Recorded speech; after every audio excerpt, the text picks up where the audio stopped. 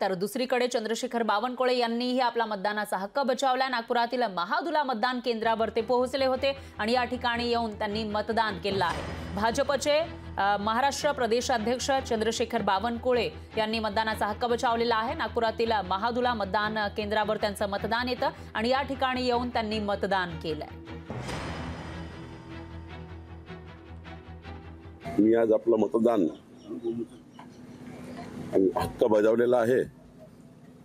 मला विश्वास आहे की पहिल्या टप्प्यातल्या सारे ज्या पाचही आमच्याकडल्या विदर्भातल्या सीट्स आहे 51% वर मतं घेऊन महायुतीचे उमेदवार निवडून येतील असं मला पूर्ण विश्वास आहे। देशाची निवडणूक आहे, देशाचा प्रधानमंत्री ठरवणारी निवडणूक आहे, त्यामुळे खूप मतदान व्हावं।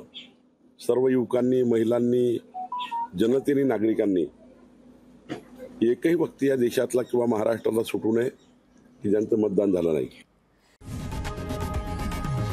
लोकशाही मराठी ऐका, पहा, जागरूक रहा।